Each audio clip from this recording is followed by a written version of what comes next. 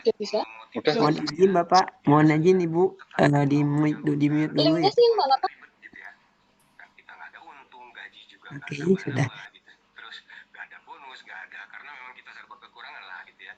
Nah, tapi saya coba itu apa itu apa maksudnya? Pak Deddy termute Pak. Gitu ya. Nah, jadi non deposit taking ini Oke, tidak bisa iya, dijadikan maaf. sebagai alasan untuk Ya tadi ada yang bocor, akhirnya ini juga ketekan pencet. kita memang udah Iya, kami berharap dengan eh, pertemuan ini, Aslindo dalam hal ini sebagai wadah LKM dan LKMS eh, sewilayah se-Indonesia, tentu kami sangat berharap ini bisa sosialisasikan, diteruskan ke anggotanya, karena kita tidak mengundang semua anggota.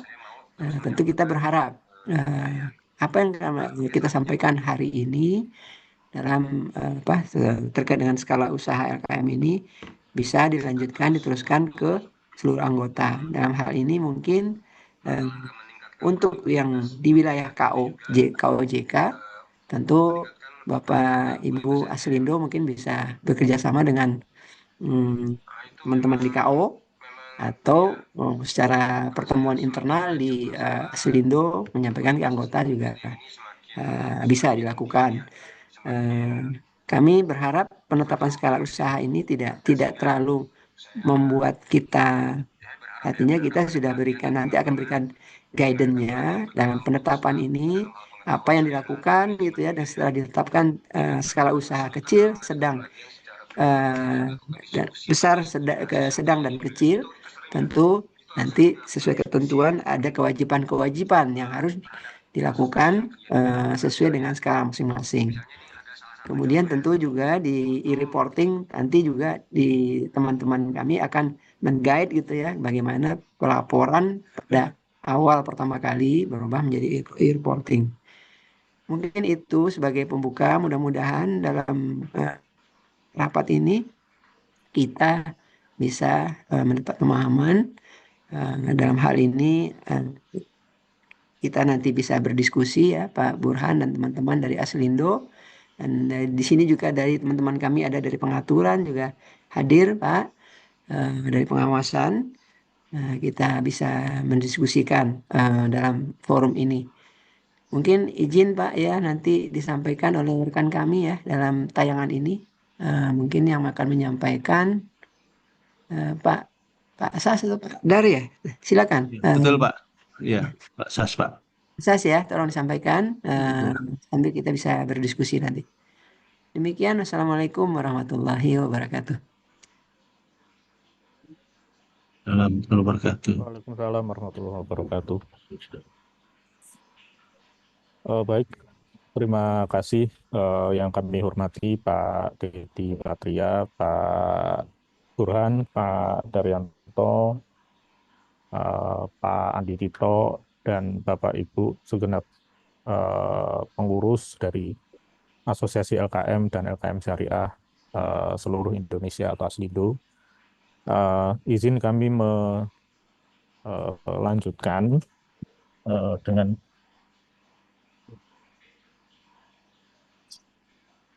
pemaparan terkait penetapan skala usaha LKM.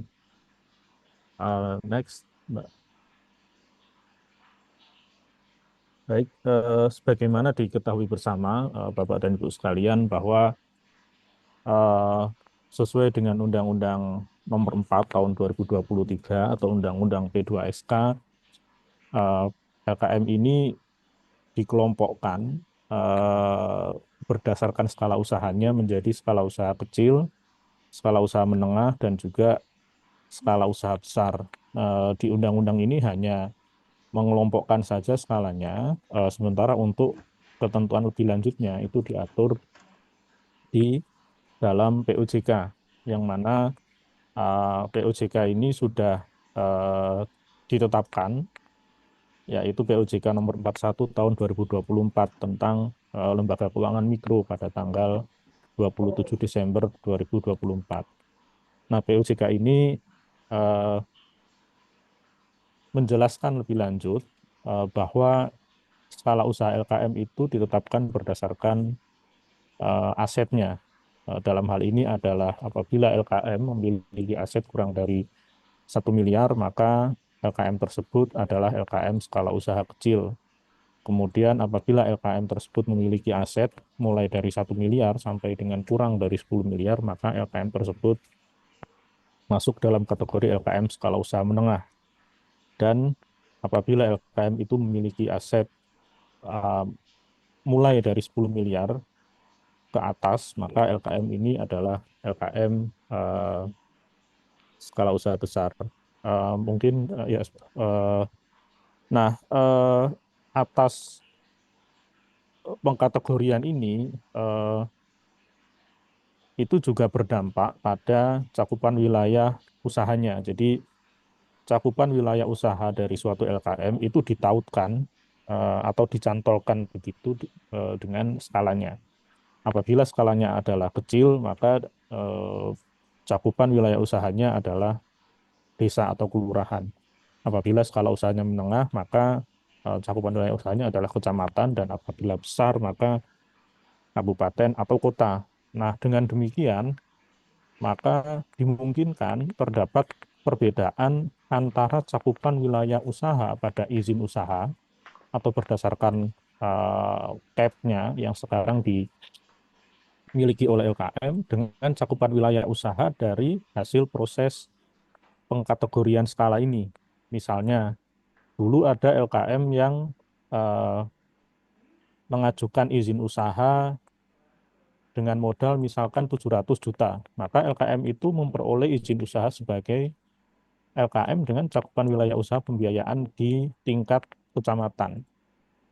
Nah, kemudian seiring dengan berjalannya waktu, LKM asetnya hanya berkembang di angka 800 juta saja.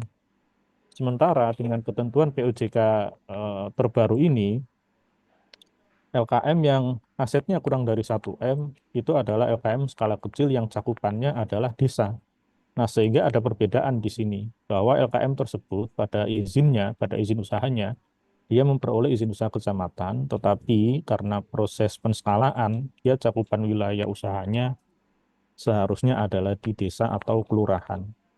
Namun POJK ini memberikan relaksasi eh, selama 5 tahun sejak tanggal penetapan agar LKM melakukan penyesuaian. Nah, penyesuaian ini dapat dilakukan melalui peningkatan aset. Jadi misalkan LKM tadi kemudian misalnya menghimpun DPK atau kemudian meningkatkan modal sehingga asetnya berada di atas 1 miliar, sehingga dia tetap bisa menyalurkan pinjaman di tingkat kecamatan, atau LKM ini kemudian mungkin merasa tidak mampu untuk meningkatkan aset di atas 1 miliar, maka LKM ini harus bersiap gitu ya untuk mengurangi cakupan wilayah usahanya. Ya, artinya setelah 5 tahun dari tanggal penetapan, dia sudah tidak boleh lagi menyalurkan pembiayaan di luar desa atau kelurahan tempat kedudukannya. Jadi diberikan waktu 5 tahun. Kalau misalnya dia ditetapkan pada 28 Februari tahun ini, 2025, itu artinya dia masih boleh melakukan penyaluran pinjaman di apa namanya di cakupan wilayah usahanya sesuai izinnya sampai dengan 28 Februari tahun 2030.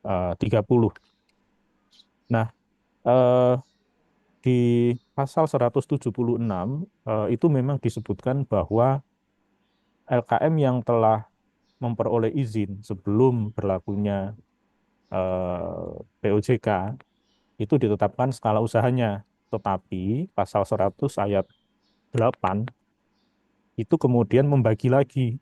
Jadi ada LKM yang ditetapkan skala usahanya pada tahun ini, ada juga LKM yang ditetapkan skala usahanya pada tahun-tahun berikutnya gitu.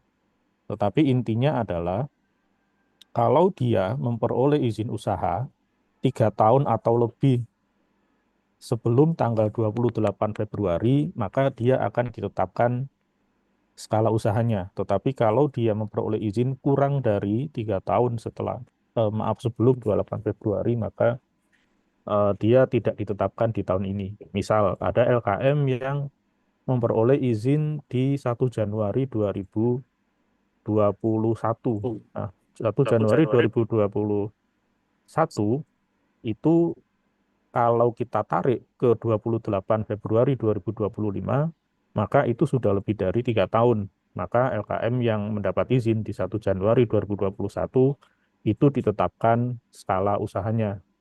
Tetapi bagi LKM, misalnya yang mendapatkan izin pada 1 Januari 2024, meskipun dia masuk dalam golongan pasal 176, karena 1 Januari 2024 ke 28 Februari 2025 itu kurang dari 3 tahun, maka untuk LKM ini belum ditetapkan skala usahanya. Kapan dia akan ditetapkan skala usahanya? Dia akan ditetapkan skala usahanya ketika sudah berulang tahun 3 kali. Artinya kalau 1 Januari 2022 dia mendapatkan, 1 Januari 2024 dia mendapatkan izin, maka akan kita hitung 3 tahun dulu, berarti 1 Januari 2027. Nah, kemudian kita akan tarik ke 28 Februari pertama, itu berarti 28 Februari 2027. Nah, pada tahun itulah dia baru akan ditetapkan skala usahanya. Jadi bukan di tahun 2025 ini. Kenapa ini dibedakan? Ini untuk memberikan eh, kesetaraan gitu ya. Jadi ada LKM yang sudah lama gitu ya, menikmati masa eh, penyaluran kredit gitu ya, dengan ketidaksesuaian cakupan wilayah tentu tidak kita samakan gitu ya. Kok misalnya LKM yang baru berizin di 2024, ujuk-ujuk sudah ditetapkan di 2025, nanti dia harus menyesuaikan paling lambat 2030 gitu ya. Sementara ada LKM yang sudah lama sekali gitu ya beroperasi, juga melakukan penyesuaian di 2030.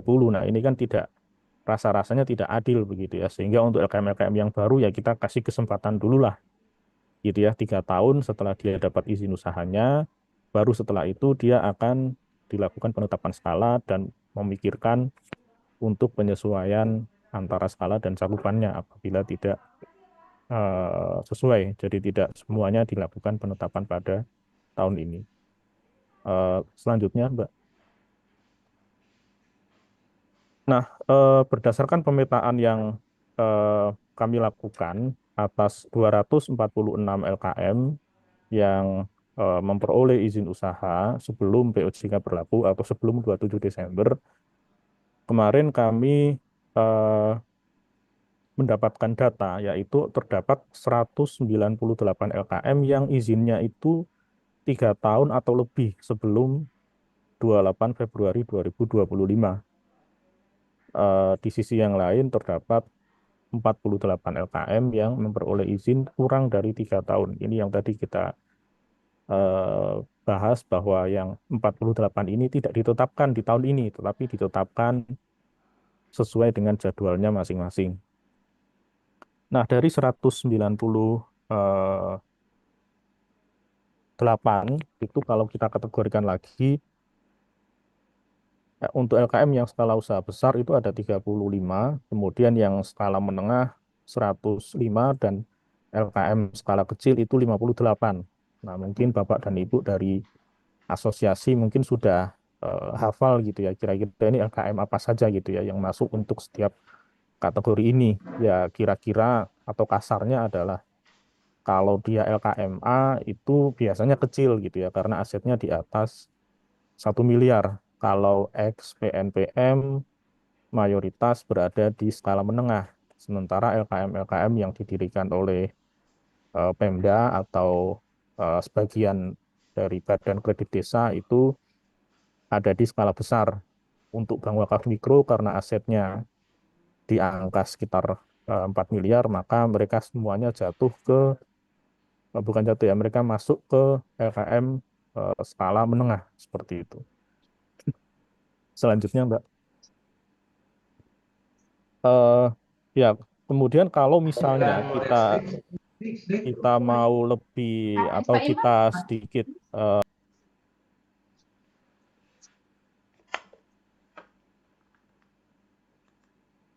Ya, masa ke-mute kelihatannya ya.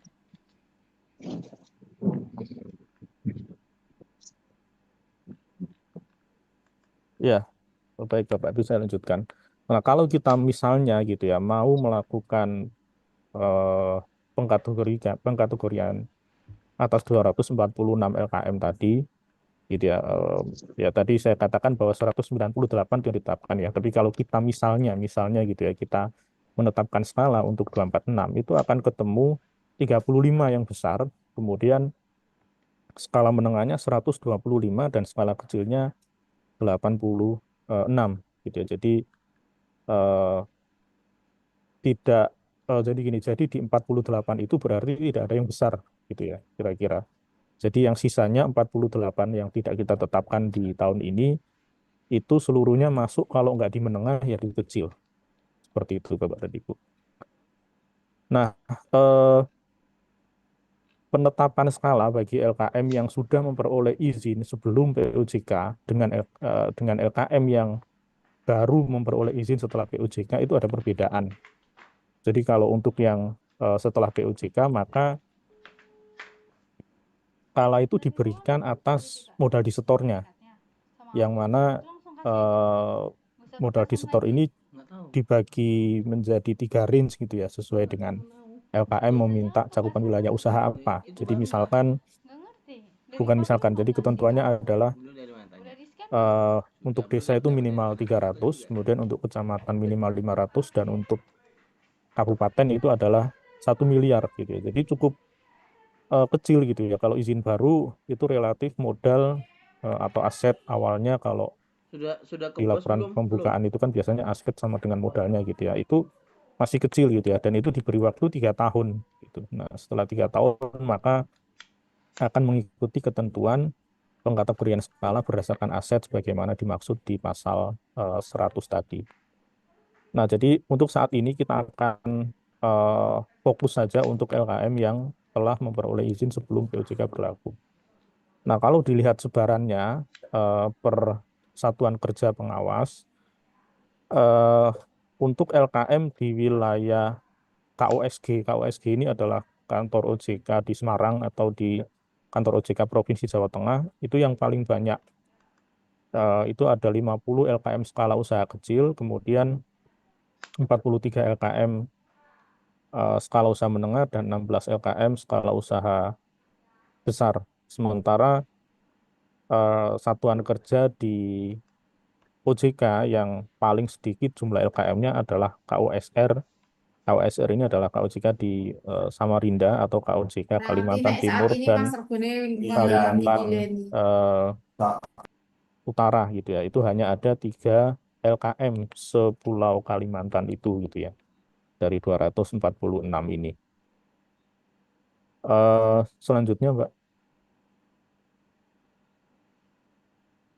Nah, kenapa LKM dikelompokkan gitu ya berdasarkan skala usahanya gitu ya. Jadi salah satu tujuannya adalah ini untuk memberikan dosis yang berbeda-beda gitu ya, atas salah satunya ya untuk memberikan dosis yang berbeda-beda atas pemenuhan ketentuan gitu ya. Jadi kalau LKM itu skala usahanya besar, maka tentu kewajiban-kewajiban yang harus dilakukan akan lebih berat dibanding misalnya LKM skala usaha kecil gitu ya. Nah, itu di POJK, tidak hanya di POJK LKM, tetapi juga di POJK lain gitu ya, baik tata kelola, POJK manajemen risiko, dan seterusnya. Kalau kita mau mundur eh, sedikit ke Undang-Undang P2SK, di sana juga mengatur bahwa LKM skala kecil itu nanti akan eh, dilakukan pengawasan oleh Pemda gitu ya, walaupun saat ini memang masih belum dialihkan karena memang peraturan pemerintahnya sedang digodok dan dalam proses harmonisasi. Tetapi pada akhirnya LKM skala kecil ini nanti akan dialihkan sesuai dengan amanat Undang-Undang P2SK. Nah, kemudian selain Undang-Undang P2SK dan juga berbagai macam kewajiban yang berbeda di berbagai POJK, juga ada peraturan pemerintah yang mengatur mengenai pungutan. Saat ini namanya PP tentang rencana kerja dan anggaran OJK, di mana di sini diatur bahwa untuk LKM skala usaha besar itu nanti akan dikenakan pungutan sebesar 0,0225% dari total aset dengan batas paling sedikit adalah 5 juta. Sementara itu untuk yang kecil dan menengah tidak dikenakan pungutan seperti itu. Kemudian yang perlu dipahami juga oleh Bapak Ibu bahwa perbedaan kewajiban antara LKM skala usaha kecil, menengah, dan besar itu tidak seluruhnya langsung berlaku gitu ya. Tetapi ada beberapa yang kemudian ada peralihannya.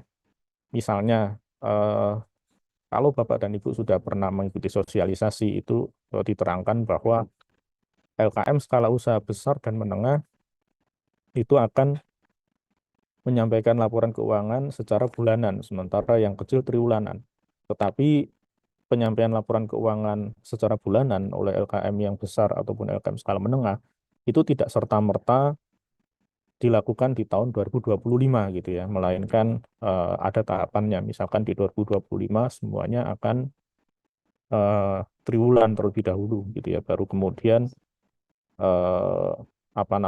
untuk yang besar itu nanti akan mulai lebih awal untuk bulanan, sementara untuk yang menengah nanti akan mulai lebih akhir dibanding yang besar.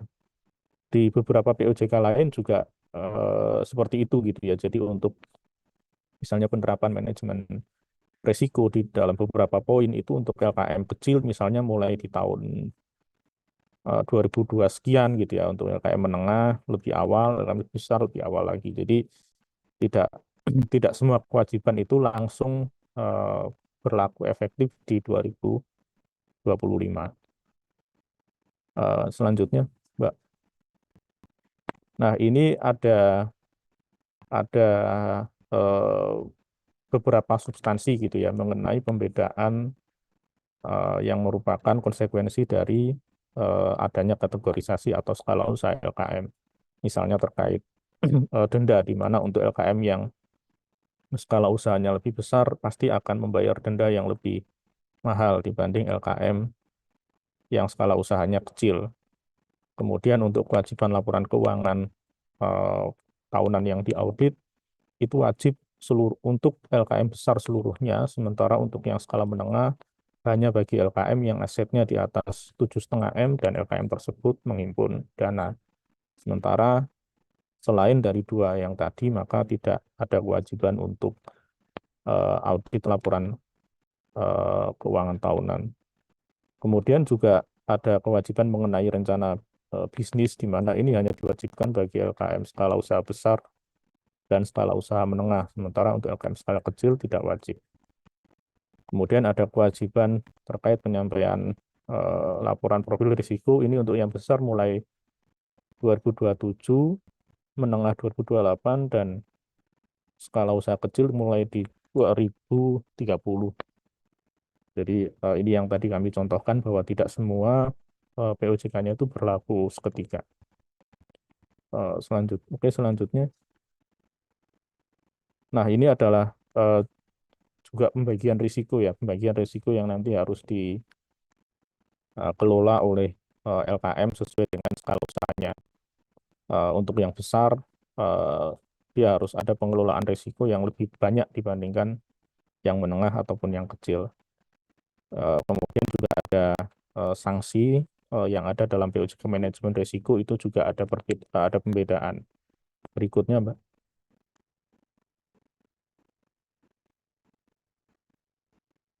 Nah, kemudian juga ada pembedaan juga di POJK pengembangan dan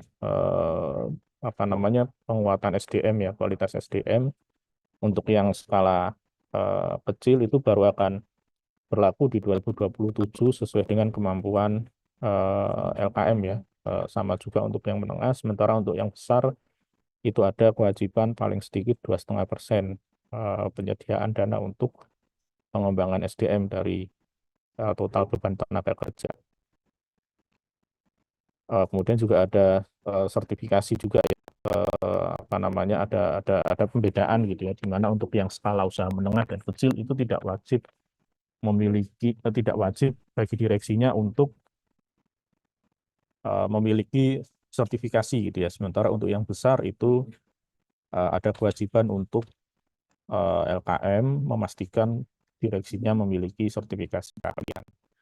Nah, mungkin demikian Bapak dan Ibu mengenai apa namanya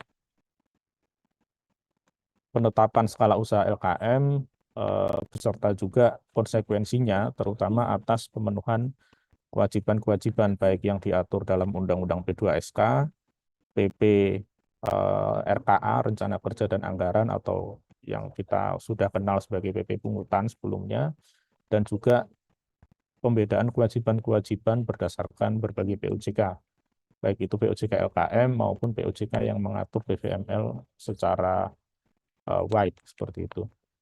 Nah, mungkin untuk materi berikutnya mungkin akan disampaikan oleh Mbak Duhita ya, terkait dengan pelaporan. Mungkin sekian dari saya. Terima kasih. Wassalamualaikum warahmatullahi wabarakatuh. Waalaikumsalam warahmatullahi wabarakatuh. Terima kasih Mas As atas pemaparannya.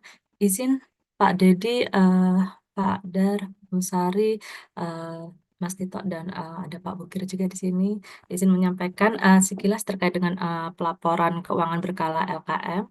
Baik, bisa next slide, Mbak. Ya baik, Bapak Ibu Aslindo sekalian, terkait dengan pelaporan LKM, di mana sesuai dengan POJK 41 tahun 2024 terdapat perubahan periodisasi penyampaian laporan keuangan berkala LKM ya Bapak dan Ibu, di mana untuk periode pelaporan keuangan LKM keuangan berkala LKM ini menjadi disampaikan secara triwulanan untuk periode yang berakhir pada tanggal 31 Maret, 30 Juni, 30 September, dan 31 Desember. Dan penyampaian laporan keuangan ini dilakukan paling lambat tanggal 10 bulan berikutnya. Dan apabila batas akhir penyampaian laporan keuangan jatuh pada hari libur nasional atau libur bersama, OJK berwenang menetapkan tanggal jatuh tempo penyampaian laporan keuangannya. Ya, mungkin untuk teman-teman LKM yang di wilayah Jawa Tengah maupun Jawa Barat dan Jabodebek dan Lampung sudah mendapatkan BIMTEK terkait dengan penyampaian laporan keuangan melalui aplikasi e-reporting, di mana untuk periode Maret 2025 ini untuk penyampaian laporan keuangannya mulai menggunakan aplikasi e-reporting Bapak Ibu, di mana nanti pelaporan LKM yang sesuai dengan format POJK 41 2024 atau SEOJK nomor 1 2025 ini nanti akan menggunakan attachment seperti itu ya Bapak dan Ibu, dan nanti akan dilakukan pendaftaran user terlebih dahulu ke aplikasi e-reporting yang nantinya juga akan dapat dibantu juga oleh teman-teman pengawas di KOJK di masing-masing wilayah Bapak dan Ibu. Dan nanti untuk penyampaian registrasinya atau surat pengantarnya ini dapat disampaikan Bapak dan Ibu kepada OJK, di mana untuk surat pendaftaran e-reporting tersebut ditandatangani oleh direksi atau pengurus LKM dan ditujukan kepada Direktorat Pelaporan Data, Departemen Pengelolaan Data dan Statistik, seperti itu Bapak dan Ibu, sebagaimana alamat yang ada di materi hari ini di Jakarta Pusat. Dan mohon juga untuk suratnya di-scan dan dapat dikirimkan melalui email mailing room di alamat mailingroom.mrp@ojk.go.id. Baik, terima kasih Bapak dan Ibu. Baik, Pak Daryanto, mungkin sekian untuk materi hari ini. Terima kasih Pak Daryanto dan Mas Mas. Baik, terima kasih Mas Sas, Mbak Ita atas pemaparannya. Mohon izin, Pak Dedi. Saya kembali ke Pak Dedi, Pak. Mohon izin, Pak. Iya, terima kasih Mas Sas, Pak Dita, Pak Dar ya, Pak Burhan dan Bapak Ibu sekalian dari Aslindo. Demikian tadi penyampaian paparan terkait dengan perubahan skala usaha dari LKM, pelaporan, dan termasuk juga kewajiban-kewajiban tentunya sesuai dengan skala masing-masing. Untuk berikutnya kami buka tanya jawab ya. Nanti tolong di lead sama Pak Daryanto ya. Sebagai itu untuk tanya jawab. Silakan Bapak Ibu, kita kalau ada yang mau ditanyakan, kalau ada yang masih belum jelas, kita buka waktu untuk tanya jawab. Silakan Bapak Ibu dari Aslindo. Izin Pak. Ya, silakan Pak Burhan. Mungkin dari saya dulu Pak Dedi ya. Ya Pak, silakan Pak. Ya, terima kasih. Assalamualaikum warahmatullahi wabarakatuh. Waalaikumsalam warahmatullahi wabarakatuh. Yang saya hormati Pak Dedi Patria, Pak Daryanto dan tim dari Departemen Pengawasan dan Pengaturan yang ada kesempatan ini hadir bersama kita. Bapak Ibu, teman-teman pengurus Aslindo yang saya hormati yang hadir pada Zoom meeting hari ini. Pertama-tama yang ingin saya sampaikan terkait dengan skala usaha Pak ya, penetapan skala usaha. Skala usaha di sini mungkin bagi LKM pada umumnya termasuk LKM, PNM dan lain sebagainya, mungkin itu bisa masuk dalam kategori skala usaha tersebut.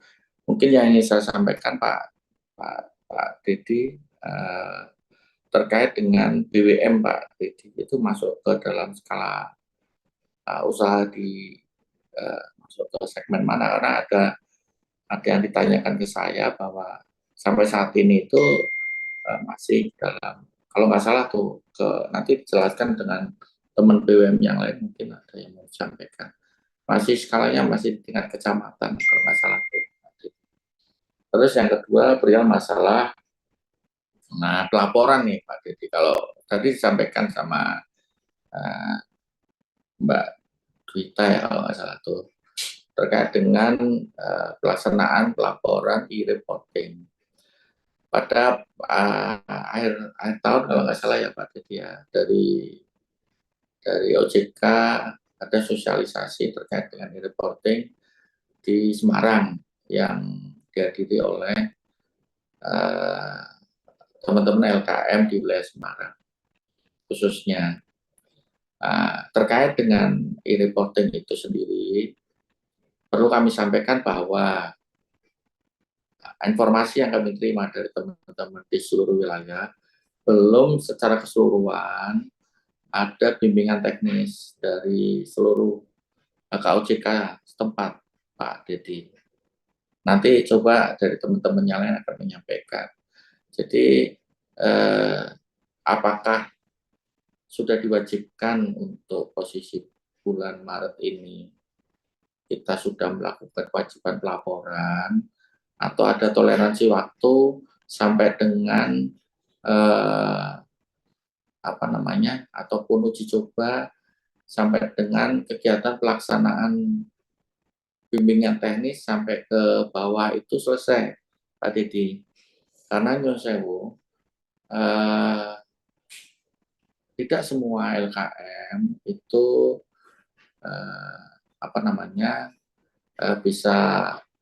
bisa mempunyai SDM yang sama, artinya seperti LKM menengah atau besar, mereka punya tenaga staf yang mungkin lebih mumpuni dalam hal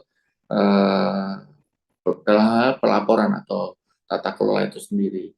Nah, sementara LKM yang kecil khususnya, mereka kebanyakan dari satu LKM itu 1-2 orang pengurus, terus mereka kelola sendiri, terus mereka banyak yang menjadi pekerjaan sampingan. Nah, oleh sebab itu, atas hal tersebut, agar terhindar dari ada yang namanya denda sesuai dengan POJK, mungkin saya butuh arahan masukan nih dari Departemen Pengawasan dan Pengaturan perihal pelaksanaan pelaporan e-reporting itu sendiri. Apakah itu sudah benar-benar siap sampai ke bawah? Ataukah masih banyak kendala di lapangan. Mungkin itu Pak Dedi yang bisa saya sampaikan. Dari saya Pak, terima kasih. Assalamualaikum warahmatullahi wabarakatuh. Waalaikumsalam warahmatullahi wabarakatuh. Terima kasih Pak Burhan.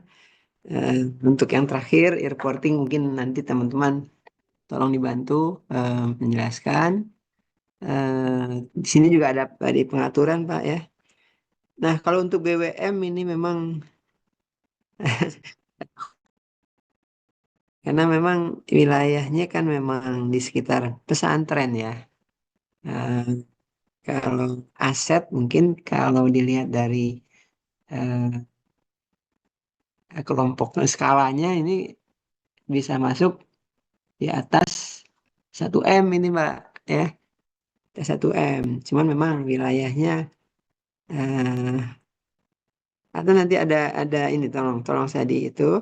Kalau menurut kami sih ini khusus ini Pak di wilayah pesantren ya.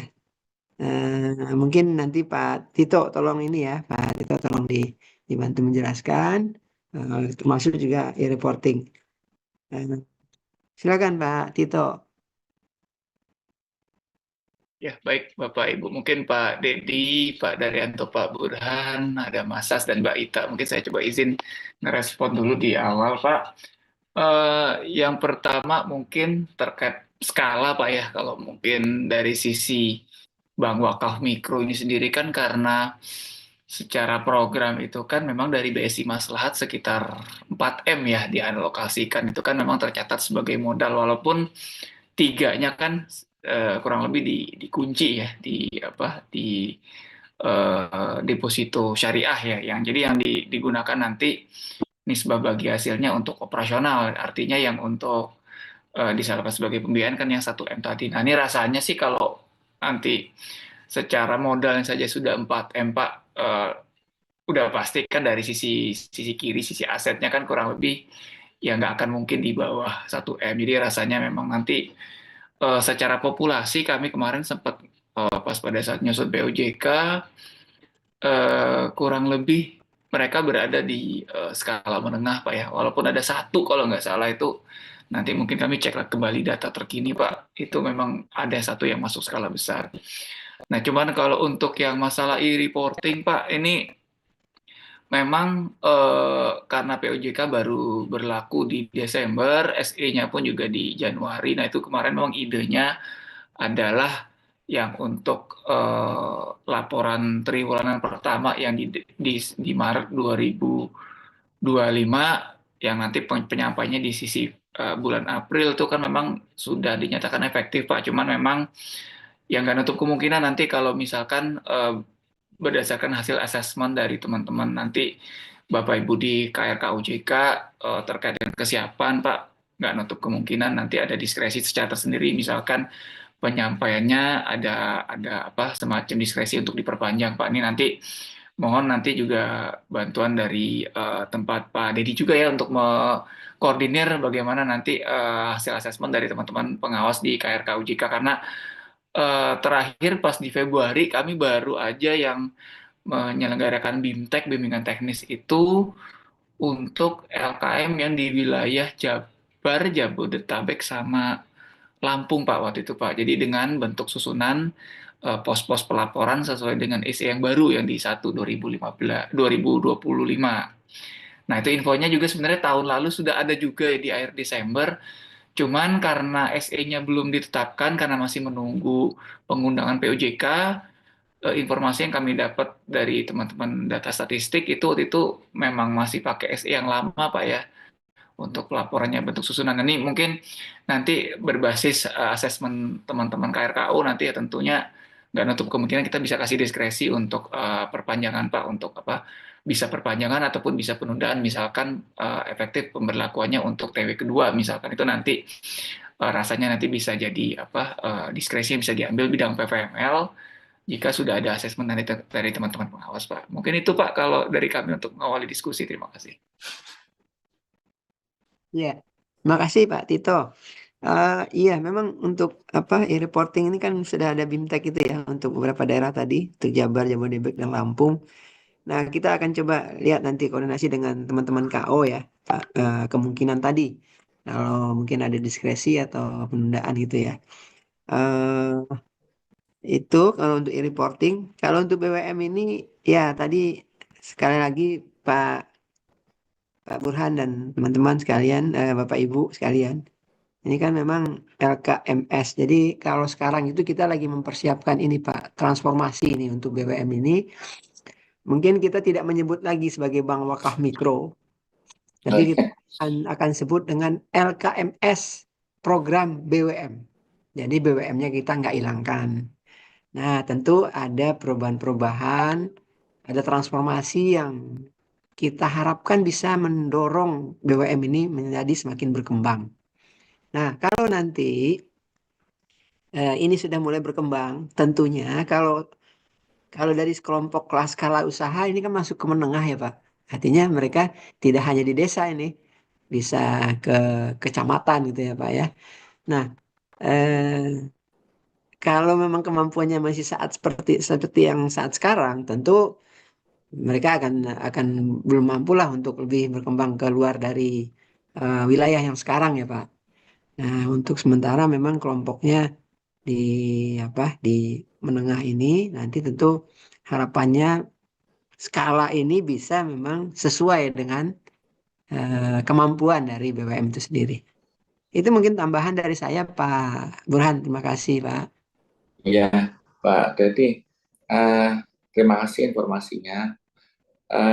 Sekali lagi saya hanya titip pesan menyampaikan dari teman-teman bahwa saya mohon dari seluruh KO dan KR ada supervisi intens ya Pak, ada supervisi intens agar dalam tanda petik itu selalu update informasi terkait dengan kewajiban LKM untuk memenuhi POJK termasuk e-reporting dan lain sebagainya. Pesan saya hanya itu Pak, jadi bahwa intensitas dalam hal supervisi, koordinasi kepada seluruh KO dan KR itu aja. Mungkin itu Pak. Terima kasih.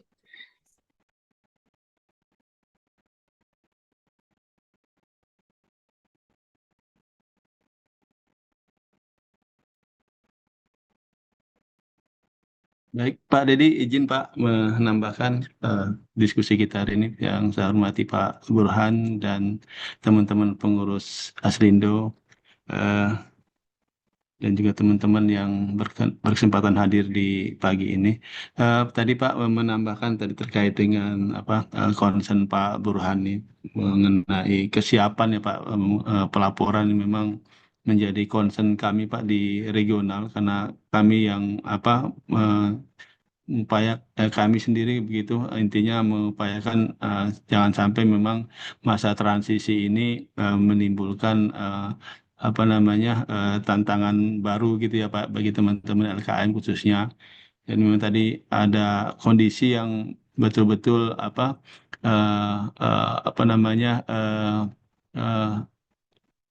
cukup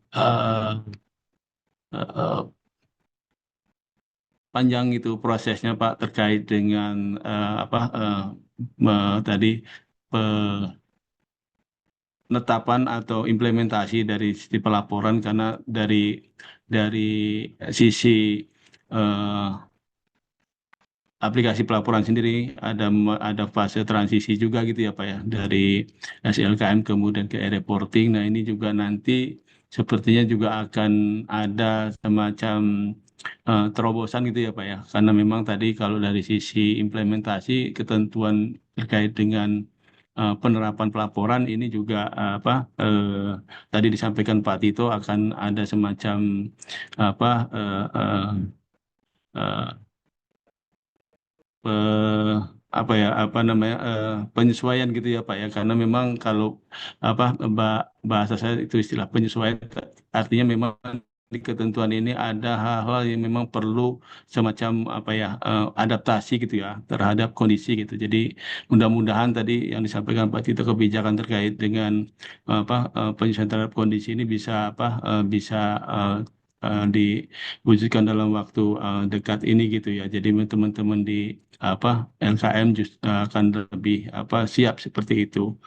Nah, dari sisi aplikasi tadi saya sampaikan Pak, nanti kami akan support, intinya akan dorong bahwa terkait dengan koordinasi di teman-teman pengawas KOJK, bagaimana nanti proses sosialisasi maupun nanti BIMTEK, pastinya kami akan konsisten gitu ya untuk menjadikan concern ini perhatian bersama seperti itu Pak, kira-kira. Nah, ini kemudian ini kalau saya lihat di set ada pertanyaan terkait dari teman-teman juga ini secara langsung di chat gitu ya Pak. Jadi ini nanti terkait dengan Pro, Mbak Ita mungkin nanti bisa kita dalamin gitu ya Mbak Ita dengan teman-teman KOJK Pak. Ini Pak Muhail maaf dari Pak Latul Khori ya, terkait dari Demak ini terkait dengan Sispro ini nanti mungkin akan kami tindak lanjuti Pak. Nanti kami akan update terkait perkembangannya seperti itu karena ini masuk di proses di teman-teman KUJK seperti itu Pak. Kemudian untuk pertanyaan Pak Muhail ini Pak ya, untuk LKM yang sudah dapat izin di tahun 2020 dan belum sesuai dengan PUJK ini terkait aset dan cakupan usaha ini dikasih waktu sampai dengan tahun berapa untuk menyesuaikan gitu ya Pak ya. Nah ini kalau tadi seperti yang disampaikan Pak Sas tadi ya Pak, bahwa ini ada masa transisi 5 tahun kalau nggak salah, seperti itu ya Pak ya, tadi di awal kita sudah sampaikan. Jadi sebetulnya secara ketentuan sudah cukup jelas gitu ya, bahwa transisi yang diberikan cukup panjang, kurang lebih itu. Mungkin itu Pak Dedi sebagai tambahan dari saya, mungkin untuk lebih ini dari teman-teman pengawas LKM Syariah mungkin ada yang mau ditambahkan Pak Ukir. Mohon izin Pak Dedi, ini ada Pak Ukir juga hadir di sini Pak. Oh iya, selamat datang Pak Ukir, selamat bergabung. Iya, Pak Burhan di sini ada Pak Ukir juga Dede pengawasan syariah. Syariah ya, oke. Iya, Iya Pak. Iya, terus mungkin tadi menambahkan sedikit konsen Pak Burhan tadi memang untuk tadi terus menerus mengingatkan gitu ya Pak, untuk biar LKM ini patuh gitu ya Pak, atau mengikuti sesuai dengan ketentuan ya Pak terkait dengan bagaimana menyesuaikan skala usaha, kemudian dengan pelaporan. Di sini tadi disampaikan Pak Daryanto juga regional ya Pak, artinya di direktorat saya ini ada direktorat koordinasi regional, kemudian tentu bersama dengan KOJK dan tentu bersama dengan Bapak Aswindo. Nah, kita kolaborasi Pak, saling mengingatkan ya, sehingga teman-teman LKM semua, LKMS semua akan menyesuaikan, akan mematuhi semua ketentuan yang ada. Mungkin itu tadi sebelum ke pertanyaan berikutnya, mungkin ada tambahan dari teman-teman, silakan. Kalau enggak kita buka pertanyaan ininya lebih lanjut. Makasih Pak. Izin Pak. Ya. Izin Pak. Ya Pak, silakan. Baik Pak. Terima kasih. Assalamualaikum warahmatullahi wabarakatuh. Saya Suryo Miko Pak, dari PT LKM BKD Ponorogo. Mungkin ada beberapa pertanyaan juga mungkin, atau sekedar informasi Pak terkait dengan pelaporan airporting. Kebetulan kami juga pengguna Sispro Pak. Jadi beberapa waktu yang lalu saya sudah bersurat ke Sispro karena untuk laporan yang baru ini template-nya masih beda Pak dengan yang di Sispro. Saya minta untuk disesuaikan template-nya untuk nominatif pinjaman simpanan itu Pak. Tapi saya konfirmasi sampai saat ini belum siap. Nah, terkait hal tersebut Pak, mungkin nanti untuk awal ini, kan bulan Maret ini kita yang LKM besar sudah harus melaporkan, Pak. Nah, mungkin ada beberapa kendala. Kalau di Sispro misalnya yang kita pakai Sispro, Pak, kita kan harus menyesuaikan template-nya, kolom-kolomnya itu. Nah, itu mungkin kita kalau di Sispro belum selesai, kita akan harus manual, Pak. Kita sesuaikan secara manual. Mungkin ini perlu waktu. Jadi mungkin untuk pelaporan pertama ini kita dikasih waktu, tak takutnya nanti karena airporting ini masih baru, Pak. Kemarin saja kita di KOJK Kediri dikoordinir untuk registrasi. Nah, itu sebagian kayaknya sudah berhasil, Pak. Tapi ini aplikasi ini kan masih baru buat kita. Nanti pasti ada kendala, cara uploadnya atau bagaimana. Takutnya ada kendala, walaupun kami juga belum mencoba, Pak. Mungkin nanti kalau ada kendala, ada PIC-nya, Pak, yang bisa kita hubungi. Ini bagaimana caranya masuknya, bukan? Walaupun saya juga belum mencoba kayak apa, seperti apa aplikasinya. Itu bagaimana. Tapi kemarin secara registrasi kita sudah. Nah, itu mungkin yang biasanya teman-teman lakukan itu untuk pertama, kedua itu kayaknya beberapa teman itu banyak kendala tidak bisa masuk atau bagaimana gitu. Atau sistem aplikasinya masih kurang sempurna kayak yang laporan terdahulu itu kan kita juga nggak sukses-sukses gitu setelah diupload itu. Nah, ini mungkin apakah di airporting ini nanti bisa sudah fit bener, sudah bisa digunakan secara gampang gitu maksudnya. Nah, itu aja, Pak. Mungkin yang kedua mungkin tadi juga disampaikan terkait dengan iuran, Pak. Iuran untuk ini yang besar ya tadi yang tadi saya agak slip, Pak. Itu mulai kapan? Apa nanti ada sosialisasi sendiri atau ini sudah termasuk sosialisasinya? Mungkin itu aja, Pak, pertanyaan dari saya. Terima kasih. Assalamualaikum warahmatullahi wabarakatuh. Waalaikumsalam. Pak, izin menambahkan, Pak. Izin, Pak, menambahkan, Pak.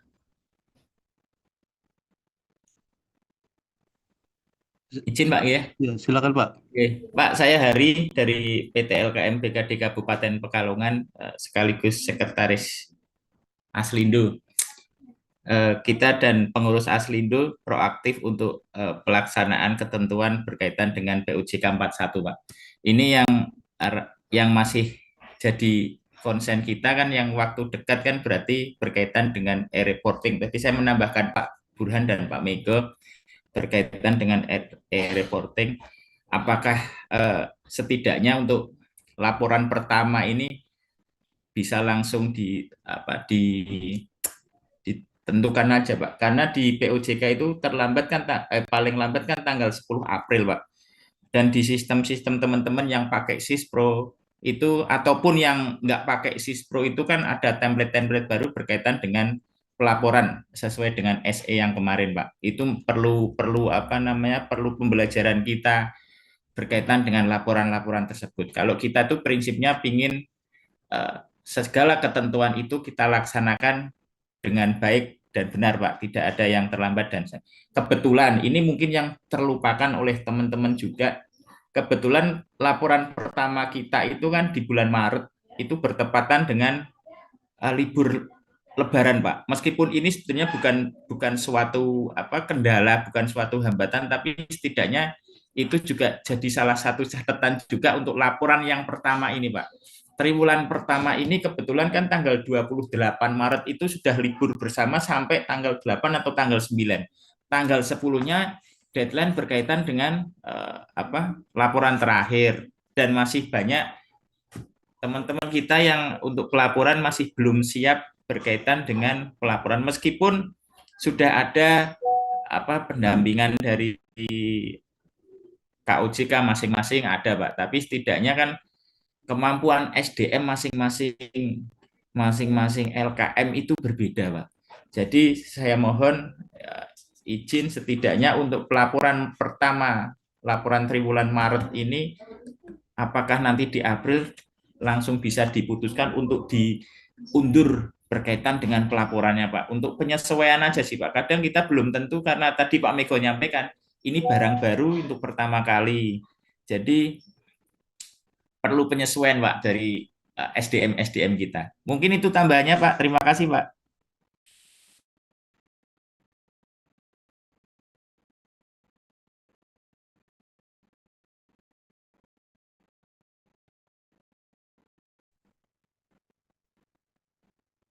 Baik Pak, terima kasih Pak. Izin Pak Dedi, saya melanjutkan Pak.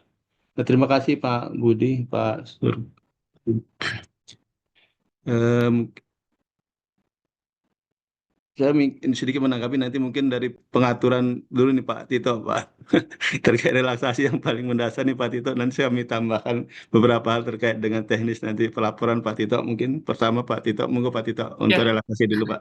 ya baik Pak Daryanto, Pak Dedi, Bapak Ibu, Pak Burhan, Pak Mego juga. Kami nanti ini saja Pak Daryanto, nanti dari sesuai yang kami sampaikan sebelumnya ya, tadi nanti kan tentu ikut mengamini juga nanti hasil asesmen dari teman-teman pengawas ya, dari masing-masing KRK OJK ya, terutama untuk yang LKM skala menengah ya, kalau yang nanti di bawah pengawasan kita ya, di kantor regional, di kantor OJK setempat. Karena yang skala kecil kan tentu nanti dari Pemda. Nah, walaupun nanti juga kalau konteksnya ada katakanlah nanti kebijakan untuk menunda ya periode penyampaiannya nanti baru efektif, katakanlah nanti di misalkan triwulan kedua baru efektif berlaku. Kalau misalkan nanti kita menggunakan diskresi dari KE PVML, ya tentunya nanti juga berlaku juga nanti yang untuk LKM skala kecil yang memang di bawah penguasaan Pemda Pak. Cuma nanti mohon bantuannya dari tim Pak Dedi, Pak Daryanto untuk juga mengkoordinir yang dari teman-teman nanti dari KRKU Pak ya. Nanti mungkin kami menunggu itu, simultan kami juga nanti usulkan ke KPVML untuk pemberian surat relaksasinya Pak, seperti itu Pak. Ya. Baik, terima kasih Pak Tito. Jadi Pak Budi dulu nih Pak Mega izin saya menanggapi tadi sudah sampaikan Pak Tito Pak. Jadi sedang dalam proses Pak Budi terkait dengan relaksasi sendiri. Kemudian untuk secara teknis pelaporan memang betul Pak. Jadi ada perubahan terkait dengan pembangunan format gitu ya Pak, dengan tambahan ini regulasi baru ini tentunya juga akan ada penyesuaian, termasuk juga mungkin nanti terkait dengan penggunaan aplikasi pelaporan dan reportingnya ya Pak, karena memang ini adaptasi secara teknis memang memiliki tantangan tersendiri, dan ini mungkin kita akan juga upayakan terobosan Pak. Ini sudah kami komunikasikan juga dengan teman-teman pengawas di KOJK bagaimana nanti di masa transisi ini tadi kewajiban pelaporan yang ada batasan waktu itu jangan sampai menjadi permasalahan tersendiri ya Pak bagi LKM. Nah ini mudah-mudahan tadi dengan adanya relaksasi tadi paling tidak akan memberikan waktu dan ruang yang lebih panjang gitu ya Pak untuk penyesuaian. Tapi intinya kami di sisi koordinasi sendiri Pak terus gitu intinya tadi mengupayakan untuk tadi bahwa kebijakan-kebijakan terkait dengan implementasi dan segala tantangan pengaturan di LKM ini coba kami upayakan untuk bisa di minimalisir lah intinya risiko-risiko yang mungkin tadi sudah disampaikan Pak Budi yang akan dihadapi oleh teman-teman LKM. Nah, secara teknis mungkin terkait bagaimana nanti gambarannya gitu ya Pak mengatasi gitu beberapa kendala terkait dengan pelaporan ya, dan juga ada concern waktu. Mungkin Mbak Ita secara teknis Mbak Ita monggo disampaikan Mbak Ita. Ya, baik. Izin Pak Dedi, Pak Dar, dan Bu Sari dan Pak Ukir.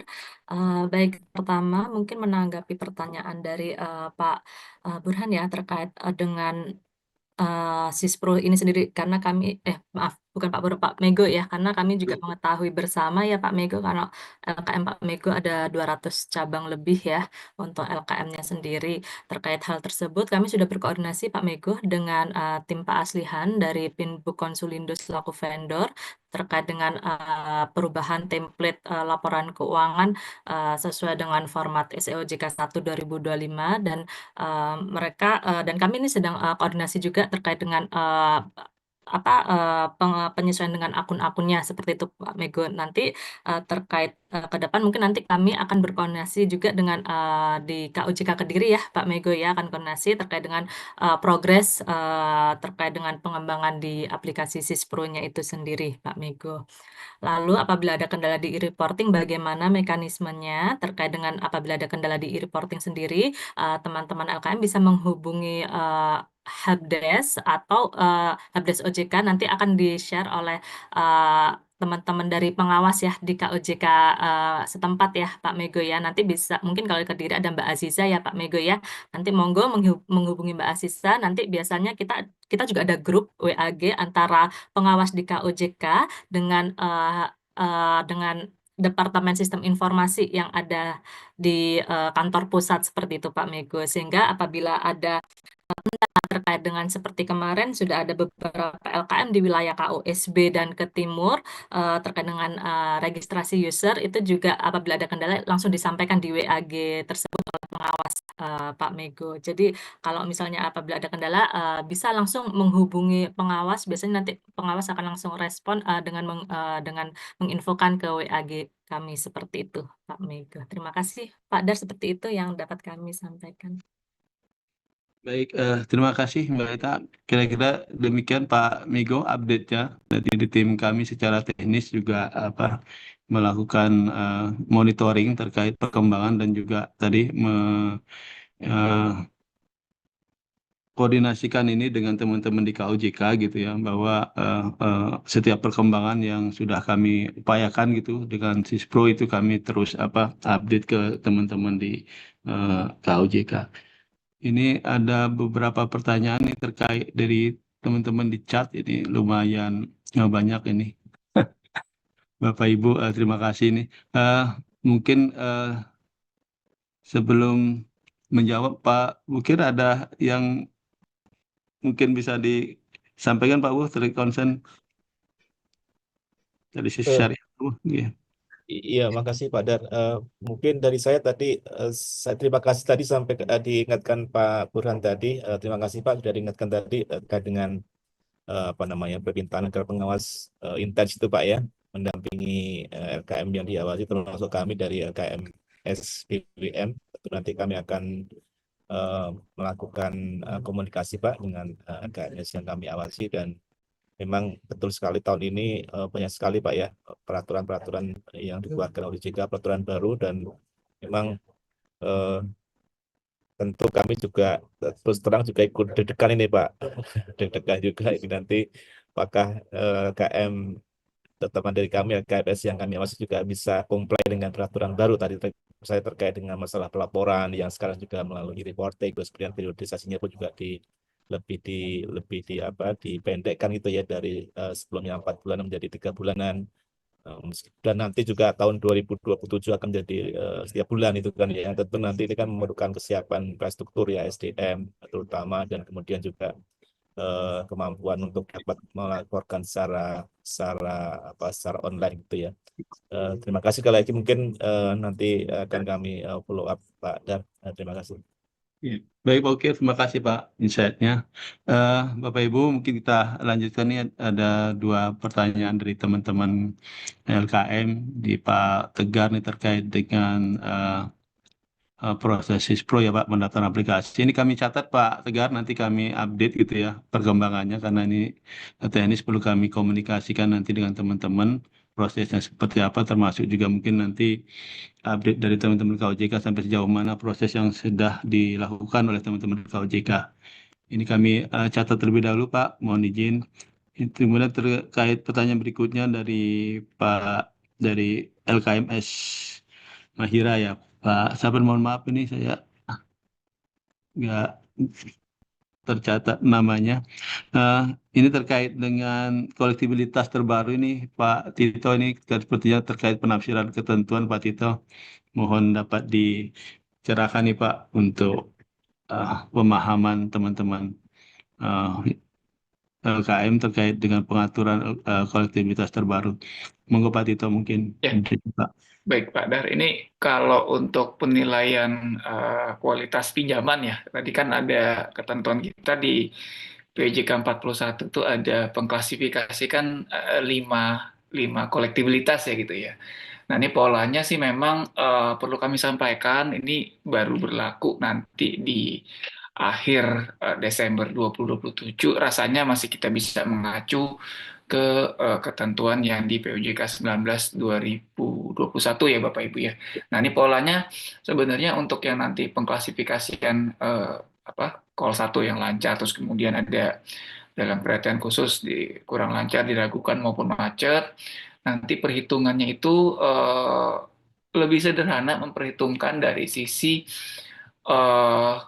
kapan berapa hari terlewatkan dari kapan batas atau jatuh tempo pembayaran. Jadi kalau misalkan jatuh tempo pembayaran, baik itu nanti menggunakan termin yang pembayaran per bulan ataupun nanti ada mingguan ataupun musiman, ya rasanya nanti tinggal bergantung ke perjanjian kapan tanggal pembayaran pertama. Jadi kalau misalkan dari jatuh tempo sudah lewat sekian hari, nah itu nanti kita akan memperhitungkan dari sisi kualitasnya. Makin panjang yang terlewati dari jatuh tempo, tentu membuat kualitasnya semakin memburuk ya Bapak Ibu ya, semakin menurun. Karena kami berikan toleransi untuk yang lancar itu bahkan sampai di bawah 10 hari dari tanggal batas jatuh tempo itu masih lancar. Nah ini polanya seperti itu Bapak Ibu. Jadi memperhitungkan hari yang terlewati dari batas jatuh tempo. Dan ini masih berlaku di 27 Desember tahun 2027 pertama kali. Mungkin itu Pak Daryan, terima kasih. Baik Pak Tito, terima kasih atas update-nya Pak, dan pemahaman ketentuan mengenai kolektibilitas ini Pak. Mudah-mudahan memberikan insight bagi teman-teman LKM bagaimana regulasi baru ini mengatur terkait dengan kolektibilitas. Izin Pak Daryanto, Ya, boleh menjelaskan? monggo Pak, silakan Pak Miko. Baik Pak Daryanto, mumpung ketemu Pak Andi juga Pak, ini terkait dengan kolektibilitas. Jadi begini Pak, memang setelah kolektibilitas baru nanti diterapkan, ada beberapa hal Pak yang perlu juga kami sampaikan. Mungkin untuk pinjaman yang jangka waktunya pendek, itu mungkin secara kolektibilitas NPL-nya akan menurun. Cuma untuk yang pinjaman jangka panjang Pak, itu akan merubah struktur pencadangan PPAP-nya Pak. Jadi kemarin saya coba simulasikan, kalau perubahan kolektibilitas itu dilakukan misalnya dalam kurun waktu 1 tahun gitu misalnya, itu kemungkinan kita akan mencadangkan cadangan penghapusan yang sangat tinggi. Jadi awal tahun itu kami koordinasi juga ketemu dengan KOJK Kediri Pak. Bagaimana itu nanti implementasinya, cara penerapannya untuk menghindari kerugian yang sangat besar itu, khususnya di LKM kami Pak. Jadi kemarin itu saya hitung lebih dari 2M kami mencadangkan PPAP itu. Kalau itu dalam 1 tahun, mungkin laba kami akan tergerus Pak. Waktu itu kami usul bagaimana kalau sistem pencadangannya itu, PPAP-nya itu dicicil misalnya dalam kurun waktu 2 tahun gitu misalnya. Tahun ini kita melaksanakan kalau misalnya kayak diragukan itu kita kena 15 ya kalau nggak salah 15% PPAP, kita cadangkan dulu separuhnya gitu. Nanti pada akhir penerapannya 2 tahun atau 3 tahun lagi itu kan harus diterapkan, itu baru kita cadangkan secara utuh. apakah itu diperbolehkan gitu. Kemarin itu jawaban KOJK Kediri ini menyangkut kebijakan boleh Pak Mego nanti diusulkan lewat asosiasi gitu. Nah itu Pak yang perlu saya sampaikan karena itu pasti nanti akan jadi kendala beberapa LKM terkait pencadangan penghapusan itu. Mungkin itu Pak yang perlu saya sampaikan. Terima kasih.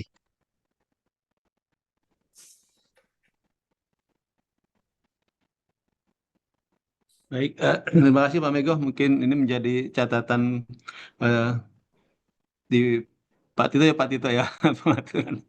Ya Pak, Terkait paling ini usulan sih ya. Pak, mungkin tambahan kami apa, ya tentu kan perlu diantisipasi juga Pak pembentukan cadangan yang nanti membesar, tentu bisa diimbangi dengan ya pola penyaluran di apa di LKM-nya juga nanti tetap memperhatikan kemampuan bayar ya ataupun prospek dari sisi nasabah debiturnya Pak. Jadi kalau itu bisa dilakukan dengan meyakinkan kemampuan bayar dan prospek dari sisi si debitur yang bersangkutan, ya tentu rasanya itu tidak menaikkan dari sisi pencadangan yang dibentuk, karena toh dari sisi pembiayaan yang bermasalahnya bisa ditekan Pak ya. Jadi artinya kita banyak konsentrasi di pinjaman-pinjaman yang lancar maupun yang mungkin yang dalam perhatian khusus ya, kurang lebih ya, karena secara beban pencadangannya kan itu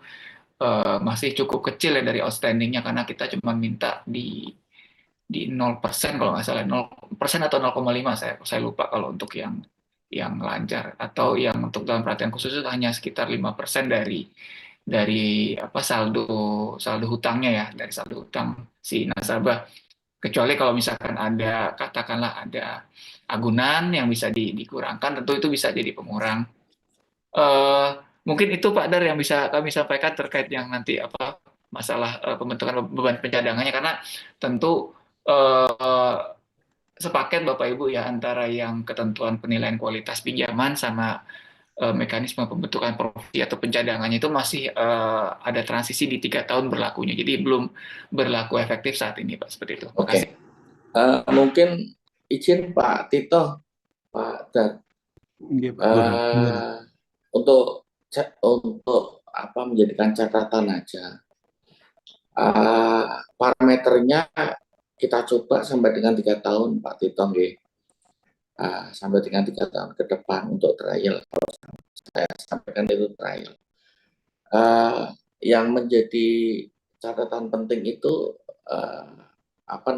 perihal masalah mungkin persentasenya lebih menjadi dalam tanda petik, apakah perlu itu dievaluasi lagi, bisa kita coba dengan persentase yang lebih kecil mungkin Pak Tito itu, karena kalau saya lihat di parameternya itu di DBK berapa persen saya lupa, tadi sampaikan Pak Miko 15% itu 5% kalau dalam perhatian khusus. 5% itu dalam perhatian khusus, kurang lancarnya itu 15% ya, benar Pak Tito ya. Terus diragukan itu 50% dan sebagainya. Apakah ini, saya nggak ngerti peraturan BPR sekarang. Kalau saya lihat yang dulu kayaknya lebih tinggian di LKM nih. Kalau saya lihat, apa benar itu, coba nanti dilihat. Kalau ada perubahan bagi BPR sendiri atau itu lebih naik, berarti itu saya nggak update dari informasi itu. Tetapi kalau saya lihat dengan BPR di peraturan yang lama atau gimana saya ngerti, itu di DPK itu 3% kalau nggak salah, terus KL 10% kalau nggak salah, itu saya lihat itu. Itu mungkin Pak Tito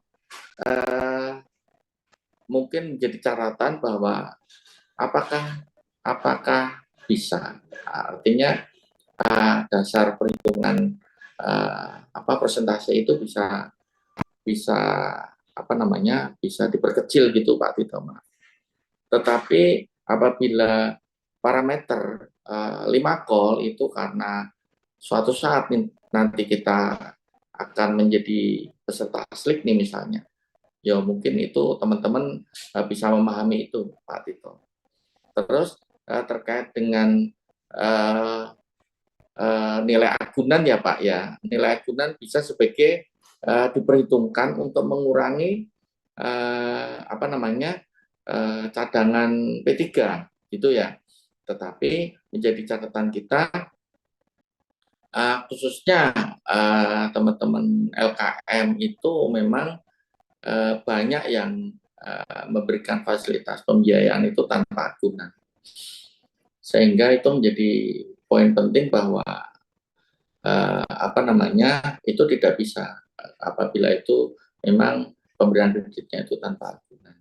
Nah, kenapa bisa tanpa agunan? Karena LKM itu memberikan kepada masyarakat memang kalau saya lihat tuh lebih dominan ke non bankable yang dia tidak layak untuk bisa utang di bank karena salah satunya ya tidak mempunyai agunan. Itu menjadi catatan penting kita bahwa memang di lapangan pangsa pasar kita memang lebih condong ke non bankable Pak. Mungkin itu Pak. Hanya mengusulkan itu. Izin menambahkan dikit Pak. Kenapa saya tadi sampaikan itu Pak?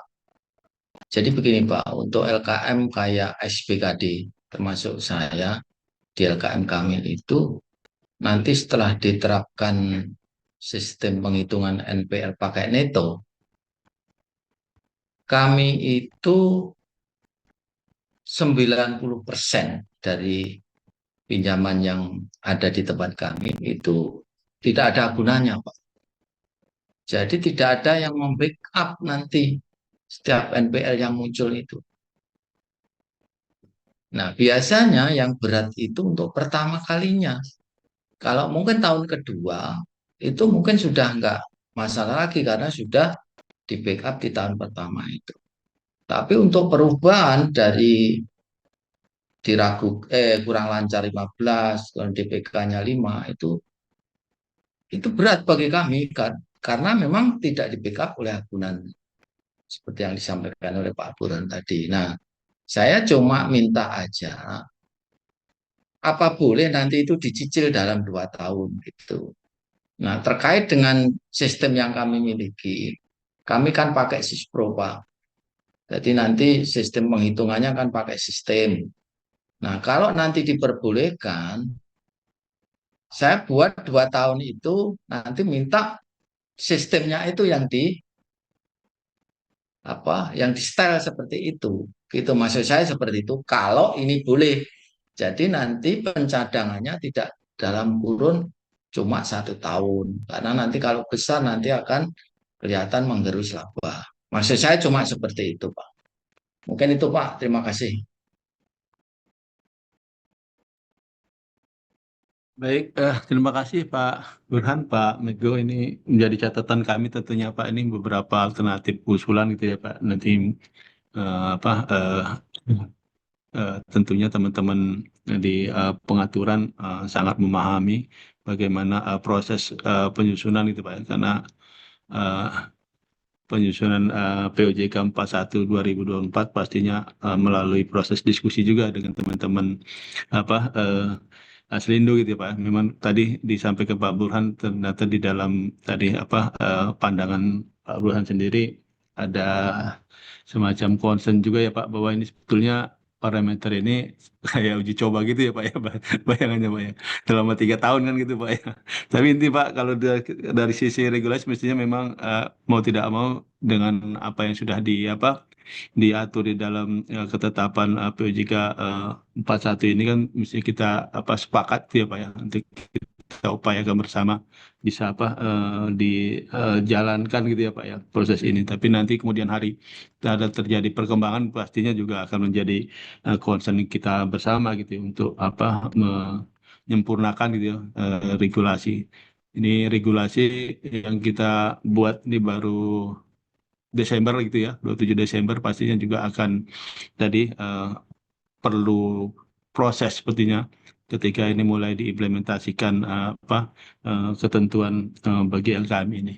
Mungkin itu dari saya, Pak Tito, mungkin sepaham gitu Pak ya terkait dengan bagaimana regulasi ini sebetulnya nanti bisa kita menjalankan secara bersama-sama gitu. Baik, ini pertanyaan di chat pastinya kami sudah pahami Pak, isunya seperti sudah kami sampaikan di awal. Kita kembali ke tema utama terkait dengan penetapan skala usaha maupun pelaporan. Intinya terkait dengan skala usaha tadi sudah disampaikan Pak Sas gitu ya Bapak Ibu, bahwa untuk penetapan skala usaha memang nanti dari pengawas di KOJK akan menyampaikan gitu ya, ke Bapak Ibu penetapan skala usaha ke masing-masing LKM. Dan sesuai dengan PUJK 41 ada dua kondisi nanti penetapan skala usaha itu, bahwa nanti ada yang akan ditetapkan secara bersama-sama, artinya sesuai dengan ketentuan bagi LKM yang sudah memiliki izin usaha lebih dari 3 tahun gitu ya Bapak Ibu, nanti akan tentunya ditetapkan skala usahanya, dan bagi yang belum sesuai ada masa transisi kurang lebih 5 tahun. Nah, kemudian juga terkait dengan LKM-LKM yang memiliki izin usaha belum lebih dari 3 tahun, tentunya nanti setelah 3 tahun akan dilakukan penetapan skala usaha sesuai jadwal, artinya sesuai dengan tanggal penetapan izin usaha. Nah, ini nanti semuanya akan ditetapkan oleh KOJK Bapak Ibu, oleh pengawas KOJK, karena sesuai dengan kewenangan pengawasan ini nanti Bapak Ibu akan berkoordinasi nih dengan teman-teman di KOJK gitu Bapak Ibu. Nah, terkait dengan pelaporan tadi sudah disampaikan Mbak Ita juga bahwa ini proses dan juga ada usulan terkait dengan relaksasi, pastinya juga menjadi perhatian Bapak Ibu. Nanti seperti apa harapannya memang tidak terlalu lama gitu ya Bapak Ibu, terkait dengan kira-kira terobosan relaksasi seperti apa, karena memang waktu cukup concern gitu ya, karena tadi ada libur hari raya yang cukup panjang. Sementara di sisi lain ada batasan waktu pelaporan yang di triwulan pertama, maksud saya nanti di 10 April gitu Bapak Ibu, dan waktu sudah dekat. Di satu sisi kemudian juga tadi berlakunya regulasi baru, pastinya juga akan ada perubahan baik dari sisi tadi mekanisme pelaporan maupun penggunaan tools pelaporan juga tadi dari sisi LKM, kemudian kita beralih ke e-reporting satu sisi. Nah, ini juga akan ada penyesuaian pastinya ke depan. Nah, untuk dalam waktu dekat ini kami tadi saya sampaikan sudah berkoordinasi dengan teman-teman pengawas di KOJK juga Bapak Ibu, bagaimana nanti perlakuannya atau mekanisme yang akan digunakan gitu ya, untuk bisa memenuhi paling tidak batas waktu pelaporan, karena untuk menghindari tadi kondisi-kondisi pelaporan bagi LKM yang bisa jadi gitu ya akan melewati batas waktu dengan kondisi-kondisi yang ada. Ini kami upayakan Bapak Ibu untuk bisa membantu gitu ya, bagaimana nanti prosesnya. Pasti nanti teman-teman di KOJK akan menyampaikan langsung ke teman-teman LKM di daerah gitu. Di kesempatan ini memang sosialisasi ini sebetulnya intinya lebih untuk memberikan keseragaman informasi Bapak Ibu, bagaimana nanti mekanisme penetapan skala usaha ini dilakukan, kemudian akibat-akibat atau kelanjutan proses, maksud saya dari setelah penetapan. Kalau kita lihat di dalam PUJK 41 tadi sudah disampaikan Pak Sas beberapa regulasi terkait dengan penetapan skala usaha baik besar, menengah, kecil. Tadi disinggung juga oleh Pak Mego bahwa ada concern terkait dengan pungutan ya Pak Mego. Memang di dalam ketentuan kita tidak melihat gitu ya adanya masa transisi terkait dengan pungutan. Jadi ketika LKM dengan skala besar itu terkena kewajiban pungutan, pastinya proses itu akan berjalan intinya Pak. Dan terkait bagaimana nanti proses kewajiban pungutan ini akan dikenakan, itu ada mekanisme sendiri Pak Mego, nanti kami akan koordinasikan pastinya Yang jelas memang nanti dari sisi teman-teman pengawas di KUJK, daerah akan mengingatkan itu terkait proses karena perlu ada proses administrasi juga umpamanya terkait pendaftaran gitu mana setelah penetapan skala usaha itu berjalan kira-kira seperti itu.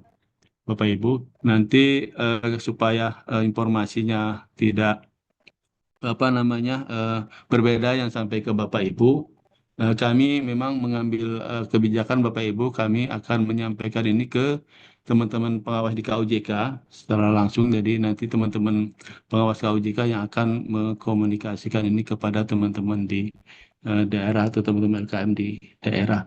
Kira-kira itu Bapak Ibu kalau dari sisi saya, kenapa pertemuan siang hari ini kita lakukan gitu Bapak Ibu terkait dua isu utama itu, dan isu-isu lain sini sudah kami catat tadi terakhir terkait dengan kolektibilitas juga, kemudian penentuan apa namanya hal-hal terkait dengan hal isu lain yang melingkupi masalah kolektibilitas. Pasti tentunya teman-teman di pengaturan mencatat itu Bapak Ibu.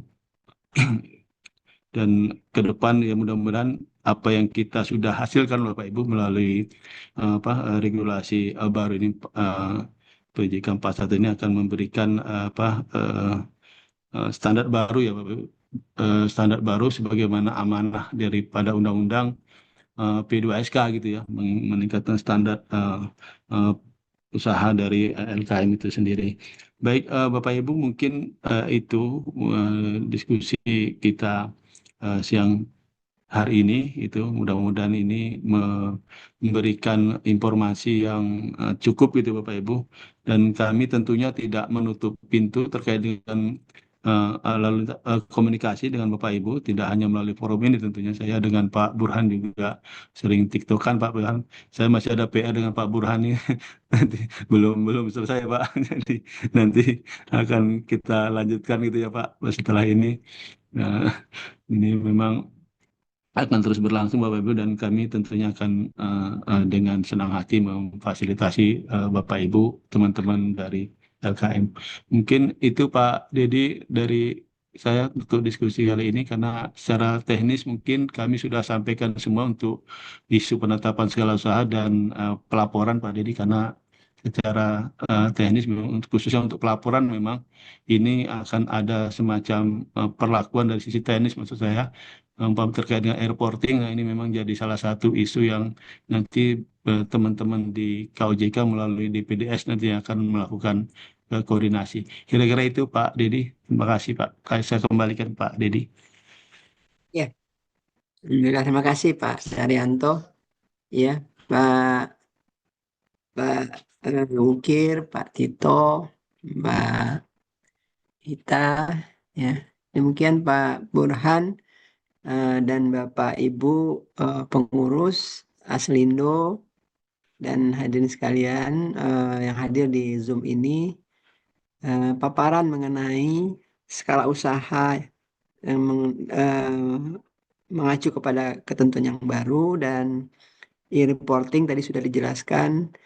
Sudah ada beberapa pertanyaan tadi yang sudah ditanggapi juga sama teman-teman. Mudah-mudahan bisa menjawab apa yang ditanyakan. Dan ini tidak menutup kemungkinan kalau tadi seperti disampaikan, kalau masih ada yang teknis yang masih akan ditanyakan, silakan berkoordinasi dengan teman-teman di KOJK yang tentunya kami juga akan tetap terus berkoordinasi melalui regional Pak, itu ya. Demikian Pak Burhan dan Bapak Ibu sekalian, barangkali waktunya juga sudah mendekati ya. Kita bisa mungkin kalau masih ada yang ini, kalau Pak Burhan masih ada yang mau disampaikan sebelum ini tutup. Cukup Pak Dedi. Cukup ya Pak Burhan. Iya, iya, terima kasih. Mudah-mudahan ini Pak Burhan dan Aslindo, pengurus Aslindo semua sehat, semangat, dan LKM-nya makin maju. Kami siap selalu mendampingi sebagai partner, otoritas siap mendampingi selalu Pak. Siap. Demikian Pak Burhan dan Bapak Ibu sekalian, kami akhiri, mohon maaf kalau ada yang kurang berkenan dalam penyampaian ataupun pertanyaan yang belum memuaskan dijawab gitu, kami mohon maaf. Selamat menjalankan ibadah puasa. Mudah-mudahan hari ini menjadi hari lebih baik dari hari-hari sebelumnya. Demikian, terima kasih. Billahi taufiq wa hidayah. Assalamualaikum warahmatullahi wabarakatuh. Waalaikumsalam warahmatullahi Terima wabarakatuh. kasih Pak Dedi. Pak Dedi. Haryanto, Pak Pak Dedi. Burhan. Makasih Pak Dar, Assalamualaikum Pak Ustaz, Mukir. Oke, Hasan, Hari Mbak Ibu Ika. Duda, izin Izin, live. Assalamualaikum.